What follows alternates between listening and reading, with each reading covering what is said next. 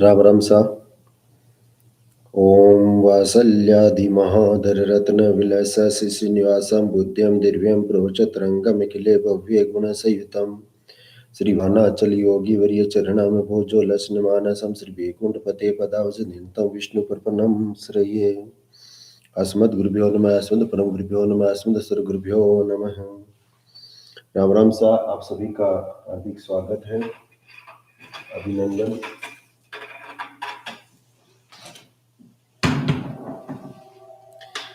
आप सभी का स्वागत आपकी अपनी कक्षा में। आज अपन बहुत ही इंटरेस्टिंग क्लास लेंगे जिनमें नेम न्यूमरोलॉजी के तहत ही है। और इस क्लास की अपन बात करें तो देख सकते हैं कि अपन राम राम सा आप सभी को। नेम न्यूमरोलॉजी यानी कि अपने जो नाम का प्रिडिक्शन है, नाम की जो संख्या है, वो संख्या अपनी जो डेट ऑफ बर्थ है जिसे मूलांक कहते हैं, या डेट ऑफ बर्थ की कंप्लीट मंथ ईयर डेट तीनों का कंपाउंड जिसे अपन वाक्यांश कहते हैं, उनके अनुरूप है या नहीं है, ये चीज अपन निकालना सीख लिया है। आज अपन अपना नाम कितनी संख्या पर आ रहा है, उस संख्या के आधार पर क्या क्या विशेषता उस नाम की होती है, उसके ऊपर अपन चर्चा करेंगे। तो सबसे पहले जो नेम न्यूमरोलॉजी के अंतर्गत आता है वो आती है अपने 10 का कंपाउंड। 10 यानी कि एक ऑटोमेटिकली पूर्ण संख्या है 10, और राजनीतिक संख्या भी है, और ऑफिशियल संख्या भी इसको भी कहा गया है। नेम न्यूमरोलॉजी में आप ये चीज भी ध्यान रखना कि इस अपने जो गाड़ी के नंबर्स हैं, उस गाड़ी के नंबर्स भी बड़े इफेक्टिव होते हैं अपने जीवन में। कई बार आपने देखा होगा कि बहुत सी ऐसी गाड़ी जिसे अपन लक्की गाड़ी कहते हैं, लक्की गाड़ी तो होती होगी, घड़ी पुल तो होता ही है जिस दिन अपन परचेजिंग करें या जिस दिन उस गाड़ी को खरीदें, वो समय तो होता ही है मुख्य। उसके अलावा कई बार आपने देखा होगा कि जो आपकी गाड़ी है, एक गाड़ी ऐसी थी जो काफी वर्षों तक आपके साथ रही लेकिन आपका नुकसान नहीं किया, बेनिफिट ही बेनिफिट रहा उस गाड़ी के द्वारा। और एक गाड़ी ऐसी आती है जो हमेशा गैरेज में आती जाती रहती है, या हमेशा कुछ ना कुछ उसमें किंतु परंतु होता रहता है। तो ये गाड़ी के नंबर्स भी आप देखना, देखिए क्या वास्तव में वो हमारे लकी नंबर है या नहीं है। तो आज अपन चर्चा करेंगे अपने जो नाम न्यूमरोलॉजी के अंतर्गत जो हमारा जो कंपाउंड आ रहा है, जो अपन देखते हैं कि भाई कितने डिजिट पे अपना नाम है। उस पे सबसे पहले अपन नंबर 10 की बात करेंगे। जो नंबर 10 है वो आपके बड़ा ही अच्छा नंबर माना गया है। नंबर 10 जिसे क्या कहा गया है, जिसे कहा गया है while of Fortune. Wheel of Fortune के नाम से उसको पुकारा जाता है। जो उसका काम क्या होता है मुख्य रूप से,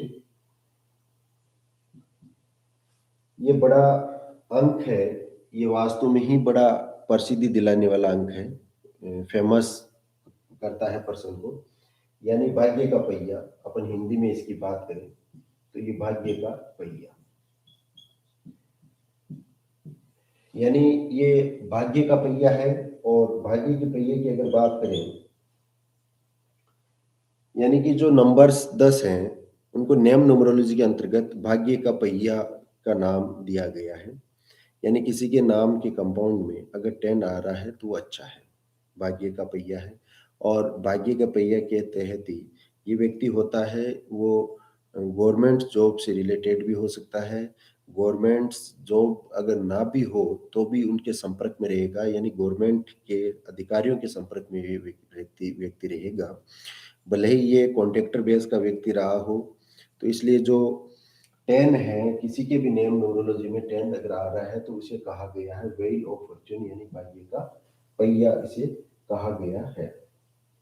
ये व्यक्ति मुख्य रूप से पॉलिटिकल में और गवर्नमेंट जो जॉब या पॉलिटिकल में ये व्यक्ति सफल होता है। तो जो अपना नेम न्यूमरोलॉजी के अंतर्गत जो 10 अगर किसी के कंपाउंड में, किसी के नाम में 10 आ रहा है तो वो व्यक्ति भाग्य का पहिया लेकर साथ चल रहा है, इसलिए इसको ध्यान रखें। ये 10 है, ये 10 ये मूलांक और भाग्यांश नहीं है, ये मूलांक और भाग्यांश नहीं है, ये आपके गाड़ी के नंबर्स या आपका नेम नंबर्स जैसे किसी का नाम है कोई सा भी, तो जो सेरेडियन न्यूमरोलॉजी के अंतर्गत आपको बताया गया था कि भाई आपकी प्रत्येक ही एबीसीडी के जो अक्षर हैं उन अक्षरों के ये आपके ये आपके अंक होते हैं और इन अंकों के माध्यम से आप उनका टोटल्स निकालते हो। वो टोटल्स क्या आपके मूलांक और भाग्यांश के अनुसार सही है या नहीं है, उन चीजों के बारे में है। तो जिनका भी नाम व्यक्ति का अगर टोटल्स 10 आ रहा है या किसी की गाड़ी का भी अगर टोटल्स 10 आ रहे हैं या मोबाइल्स के भी अगर मान लो किसी के कंपाउंड 10 आ रहे हैं, तो उस व्यक्ति का ये रिएक्शन देखा गया है कि व्हील ऑफ फॉर्च्यून यानी भाग्य का पहिया लेकर वो व्यक्ति चल रहा है। और भाग्य का पहिया व्यक्ति अगर पॉलिटिकल्स या राजनीतिक इन चीजों से कनेक्टेड रहता है तो ऑटोमेटिकली वो व्यक्ति भाग्य का पहिया लेकर चल रहा है, ये बात है। अब नेम न्यूमरोलॉजी के अंतर्गत आगे की जो कहानी है वो है आपकी बड़ा ही अच्छा है। 10 के बाद 11 को नेम न्यूमरोलॉजी में क्या कहा गया है, क्या कहा गया है बताओ। यानी इंग्लिश की अगर अपन बात करें तो hands the hands and legs the hands and legs the hands and legs of A hungry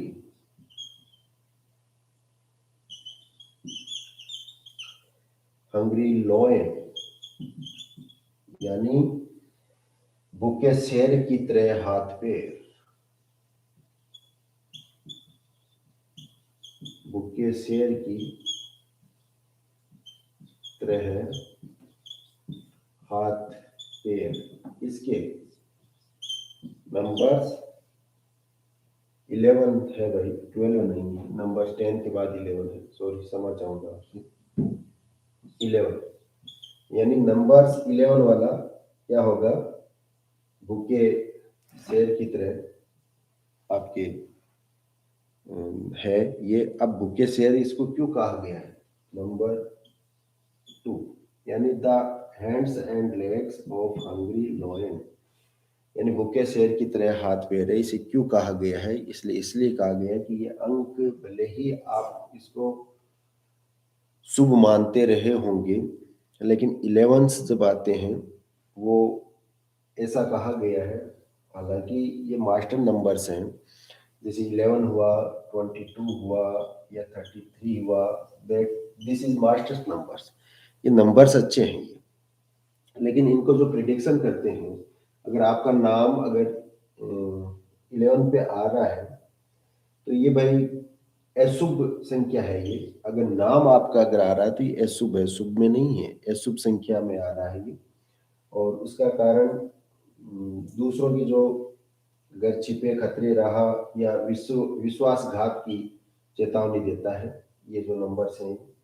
और ये चुनौतीपूर्ण संख्या है ये, हालांकि ये 11th वाले स्वतंत्र रहना पसंद करते हैं, ये फ्रीडम आज़ादी इनको पसंद है, तो इसलिए नंबर्स 11 वाले आत्मविश्वासी होते हैं और आज़ाद रहना इनको पसंद है, क्योंकि इन नंबरों के नंबर्स के जो आंकड़े हैं इनको भी अपन देख सकते हैं, इनकी जो बनावट है, जैसे 10 का प्रतीक आपके 1 है, जिनका अपन पॉलिटिकल से संबंधित, गवर्नमेंट से संबंधित रिलेटेड अपन ने वर्क बताया था। इसी प्रकार 12 है, अब 11 है, 11 में भूखे शेर की तरह अपने अपन बता रहे हैं इसको। तो इसी प्रकार जो 12 है आपकी,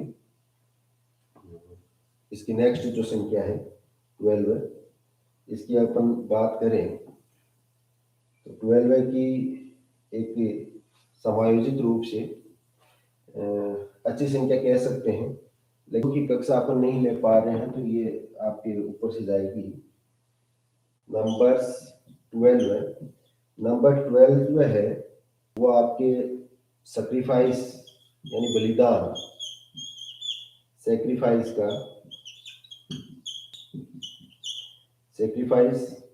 बलिदान बलिदान का है, और विक्टिम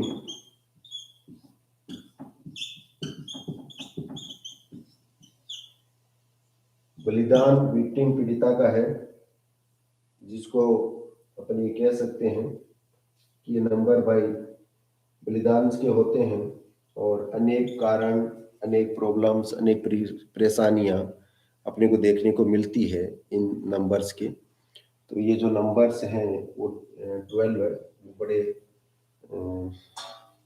सेक्रीफाइस होते हैं, विक्टिम होते हैं पीड़ित के। हम सेक्रीफाइस इनको करना भी पड़ता है, 1 और 2 का जो योग होता है। इसलिए इस नेम न्यूमरोलॉजी के अंतर्गत जो आपका कंपाउंड आ रहा है, खुद का कंपाउंड जो आ रहा है, उस कंपाउंड में आप देख सकते हो कि ये जो 12 अगर संख्या आ रही है तो 12 का एक अलग ही तरह का देखने को मिलता है, जिसमें सेक्रीफाइस या बलिदान को हम कह सकते हैं। राम राम सा वनु। अब नेक्स्ट अपन बात करें 13 नंबर।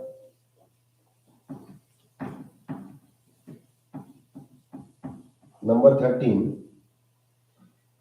13 बड़ा अच्छा नंबर है या नहीं, ये आप देखिए अपने व्यूज हैं वो बताओ। देखिए स्केलेटन और डेथ,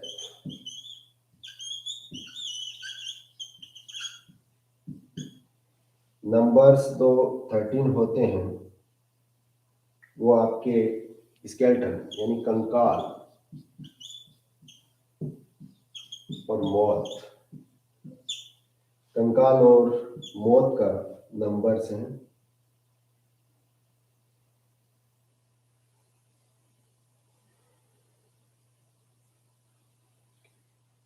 अब नंबर्स जो आपके 13 यानी आपका नाम टोटल्स अगर 13 पे आ रहा है तो भाई स्केलेटन का है, डेथ का है, यानी कंकाल और मृत्यु का है। जिस प्रकार एक जिंदा कंकाल व्यक्ति रहता है, जिसमें हार्ड मास का कोई पुतला कह सकते हैं, वो कंकाल कह सकते हैं।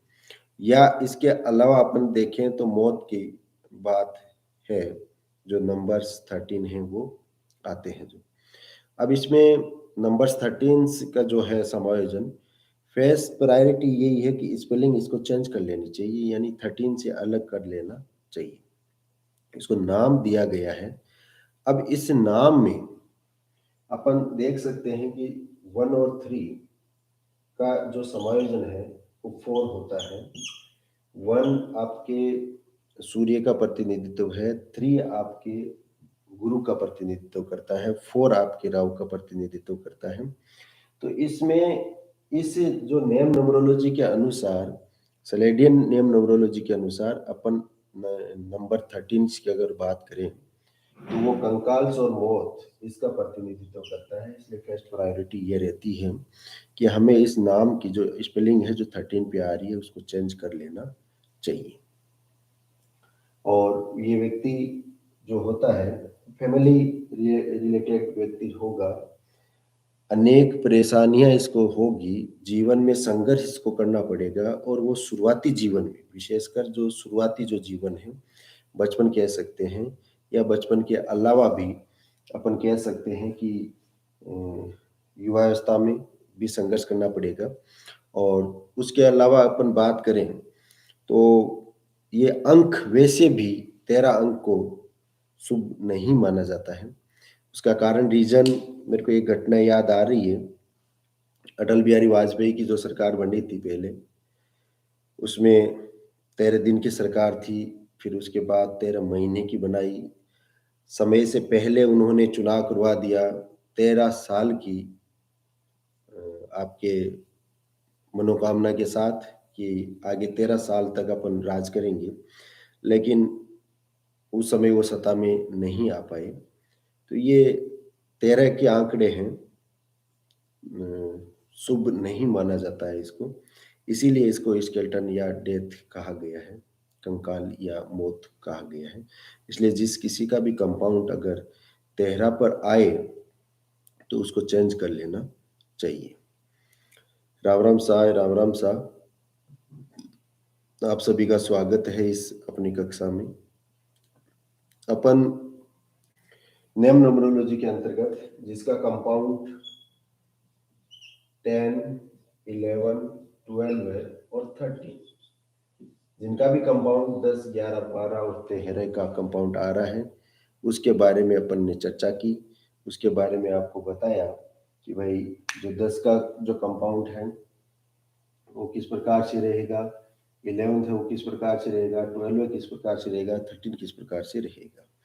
जिस प्रकार से आपके साइंस में अपने पेड़ पौधों का अलग अलग नाम दे रखा है, उसी प्रकार आपकी इस सर्डियन न्यूमरोलॉजी में भी इन अंकों को अलग अलग नाम दे रखा है। जिस प्रकार से मैंने आपको बताया 13 नंबर को स्केलेटन और डेथ, कंकाल और मौत कहा गया है। 11th के आपके जैसे बताया था मैंने आपको कि 11th वाला है वो जो बिना पैरों को भूखे शेर का कह सकते हैं। और 12 नंबर विक्टिम्स बताया था, सेक्रीफाइस विक्टिम, बलिदान का बताया था प्रतीक। तो इसी प्रकार या 10 नंबर है वो व्हील्स ऑफ फॉर्च्यून यानी भाग्य का पहिया बताया गया था। तो इस कारण आप अपन देख सकते हैं कि जो नेम न्यूमरोलॉजी में हमारा जो नाम है वो किस प्रकार हमारे जीवन को प्रभावित करता है। ये इसी के साथ एक चीज और देख सकते हो आप कि जो अपनी गाड़ीज के नंबर हैं, अपनी गाड़ी के नंबर, वो गाड़ी के नंबर भी किस प्रकार के होने चाहिए, इस नेम न्यूमरोलॉजी के साथ साथ ही आप देखते रहना। अगर गाड़ी का योग 10 आ रहा है तो मैंने आपको जो इसी में बताया वही रिएक्शन आपको गाड़ी में देगा। अगर 11 आ रहा है तो भी उसी प्रकार से रहेगा। 12 अगर आ रहा है तो भी आपकी सेक्रीफाइस विक्टिम से रहेगा। 13 आ रहा है तो मैंने आपको बता दिया कंकाल या मौत का। मैं ये नहीं कह रहा हूँ कि मौत होगा, लेकिन उसमें रिएक्शन रिएक्शन का मतलब ये है कि जो 13 वाले हैं बचपन से लेकर युवावस्था तक या युवावस्था के समय भी उनको संघर्ष करना पड़ता है। हालांकि वो फैमिली ओरिएंटेड होते हैं, इसमें कोई दो राय नहीं, लेकिन फिर भी उनको संघर्ष से गुजरना पड़ता है। और इसी इसी तरह जो एक जो रूम नंबर 13 कह दो या जो 13 का आंकड़ा है वो भी एक शुभ नहीं माना गया है। इसलिए आपको सुझाव है कि अगर आपका नाम 13 पे आ रहा है तो आप मस्ट कंपलसरी आप उसको चेंज करें और अपने भाग्य को परिवर्तन करें।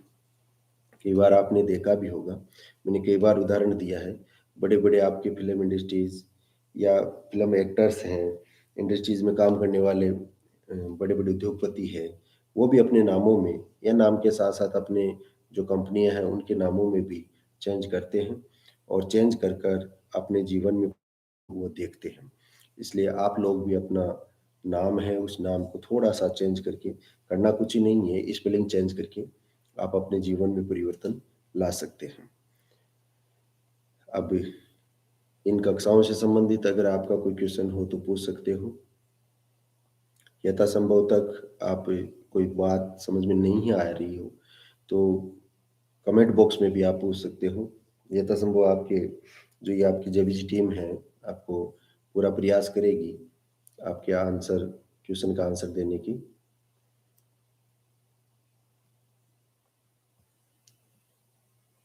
वर्तमान समय में आज की जो कक्षा थी वो नेम न्यूमरोलॉजी की थी। अपन कंपाउंड निकाल लिया। इस कंपाउंड के साथ साथ अपन नेम न्यूमरोलॉजी में जो अपना काम है उस काम का अपन देख सकते हैं कि अपना नाम है उस नाम को अपन चेंज कर सकते हैं या नहीं कर सकते। डॉक्यूमेंट में कैसे चेंज हो सकता है, डॉक्यूमेंटली नाम आप छोड़ दो, डॉक्यूमेंट का मैंने आपको पहले ही बताया था, डॉक्यूमेंट नाम से कोई प्रभावित नहीं करता। डॉक्यूमेंट की बात करें तो जितने भी नाम चेंज करने वाले बड़े-बड़े हैं, उन सब के नाम चेंज है, लेकिन जो उनकी प्रोनाउंसिएशन होती है, वो ज़रूरी है। यानी उच्चारण जिस नाम से आप करते हो वो मस्ट कंपल्सरी है। नेम नाम अगर पड़ा है डॉक्यूमेंट में उसको छोड़ो आप, वो पड़े रहने दो। जैसे उदाहरण के तौर पर कई बार आपने देखा होगा किसी शादी का कार्ड और उस शादी के कार्ड में वर या वधू दोनों में से किसी एक का 2 उपनाम होते हैं। मतलब एक नाम जो मूल नाम है वो, उसके अलावा कोष्ठक में एक नाम दे र और रखा होगा या एक नाम नया या कोष्ठक में जो मूल नाम है वो देते हैं। क्यों देते हैं उसका? वो जितने भी जो जो भी ज्योतिषी है या जो भी उनके संबंध जो एडजस्ट करने वाले होते हैं, वो उनको कहता है कि भई इस नाम में और इस नाम की गड़बड़ होगी, तो इस कारण वो उपनाम देते हैं और वधू का जब भी ससुराल में जाती है, तो जो नया नाम दिया जाता है, उससे ही वो प्रोनाउंसिएशन होता है। भले ही उसका डॉक्यूमेंटली नाम कुछ भी रहा हो, पड़े रहते हैं, चेंज नहीं होते, पॉसिबल भी नहीं है, संभव भी नहीं है। लेकिन नाम कब रिज़ल्ट देता है हमें? नाम जब रिज़ल्ट देता है, जब हम उसका प्रोनाउंसिएशन करते हैं, उसका उच्चारण करते हैं, तब देता है। इसलिए डॉक्यूमेंट नाम जो भी हो, आप लिखते हो, उस नाम को बार-बार लिखते रहो। कई बार मैंने आपको बताया भी है कोई सा भी नाम है, जो आप वर्तमान जो नाम है आपका, मान लो उसकी प्रोनाउंसिएशन है, आगे अपन सीखेंगे कि जैसे अलग-अलग नाम हैं, उन अलग-अलग नामों में क्या-क्या रिएक्शन होगा। जैसे फॉर एग्ज़ाम्पल के लिए अमूमन 99% जो एल के नाम से शुरुआत होता है, उस एल के नाम के शुरुआत में एक तो फ्यूचर से संबंधित और एक उसकी जो मैरिटल लाइफ़ है, उससे संबंधित उसको परेशानी देखने को मिलती ही मिलती है। यानी फ्यूचर उसका जो है, उससे संबंधित यानी करियर कह दो, करियर से संबंधित और उसकी जो वैवाहिक जीवन से संबंधित है, वो देखने को मिलेगी ही मिलेगी। देखने का मतलब ये है कि संघर्ष मिलेगा उसमें, संघर्ष जारी रहेगा। कारण है उसका कि एक वो प्रोनाउंसिएशन ही उसी प्रकार से निकल रहा है, तो उसमें दिक्कत आएगी, आएगी। दोनों में से एक में, किसी में भी, एक में सफल है, तो दूसरे में परेशानी है, दूसरे में मान लो ये चिट-पुट है दोनों में। कई बार दोनों में भी हो सकता है, कोई बड़ी बात नहीं है क्योंकि नेम न्यूमरोलॉजी के अंतर्गत और उसकी डेट ऑफ बर्थ के अंतर्गत अगर विपरीत नाम प्रोनाउंसिएशन हो रहा है, तो ये भी हो सकता है, देखने को मिल सकता है, कोई बड़ी बात नहीं है। और उसके अलावा कोई न्यू नेम्स अगर आप लेते हो, तो उसमें सवा लाख तक अगर उस नाम को आप बार-बार अपनी कॉपी में लिखते रहो, लिखते रहो, लिखते रहो या बार-बार उच्चारण करते रहो, तो जो हमारी अलाइनमेंट है, प्रकृति है या यूनिवर्सल है, उस नाम का उच्चारण हो सकता है और वो नाम है वो सक्रिय हो सकता है। इसलिए अपना जो भी नया नाम लें तो उसमें एक जो आध्यात्मिक प्रवृत्ति है उसका समावेश होना चाहिए और हमें ये देखना चाहिए कि उस नाम को हम बार-बार रिपीट करें, बार-बार उच्चारण करते रहें, बार-बार अपने नाम को चेंज या क्रिएशन किया है उसको कॉपी में बार-बार लिखते रहें, ताकि उस नाम की जो प्रोनाउंसिएशन है वो इस यूनिवर्सल में फैले और उसका जो कार्य है वो सुचारू रूप से शुरू हो। और यूनिवर्सल में जो भी बात है, वो फैलती ही फैलती है निश्चित मानो। नासा ने भी पिछले दिनों कहा कि 5600-5700 वर्ष पहले भगवान श्री कृष्ण ने जो कुरुक्षेत्र में अर्जुन को श्रीमद् भगवत गीता का जो ज्ञान दिया था, उनको आज भी ब्रह्मांड में सुना जा सकता है। ऐसे नासा ने भी रिसर्च करके कहा कि हाँ, उन चीज़ों को सुना जा सकता है। तो इसलिए यूनिवर्स का भी हमें ध्यान रखना चाहिए कि जो भी अगर अपना बात करते हैं या प्रोनाउंसिएशन करते हैं, उस चीज़ का इस प्रकृति में विचरण होता है उन शब्दों का। इसलिए जो भी अपन बोलें, तो उनका भी सोच समझ कर थोड़ा उच्चारण निकालें।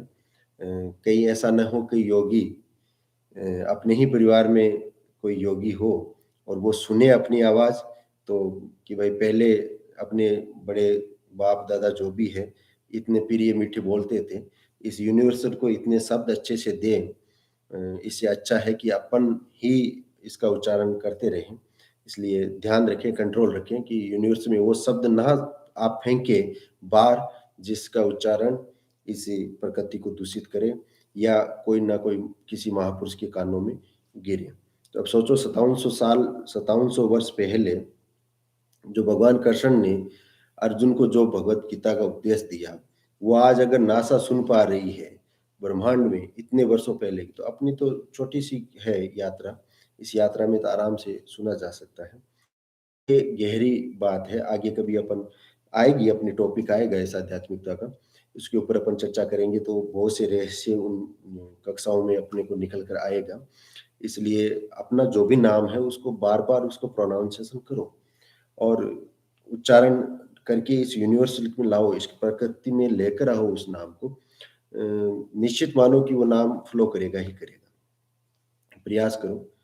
और अरे नाम में तो ये पढ़ा है कि जैसे उदाहरण के तौर पर नर और नील, अ, राम पत्थर के ऊपर राम लिखकर समुद्र में तिरा दिए थे। अपना नाम तो एक छोटा-सा नाम है।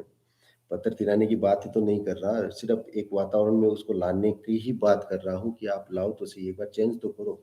देखो तो सही कि कैसा परिवर्तन होता है कि नहीं होता है।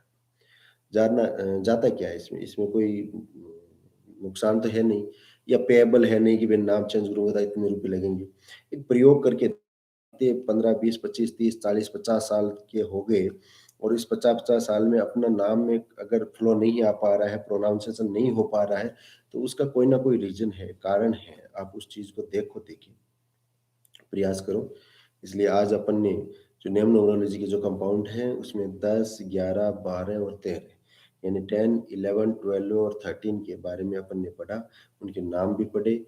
आगे अपन नेक्स्ट कक्षा में और विस्तार से चर्चा करेंगे।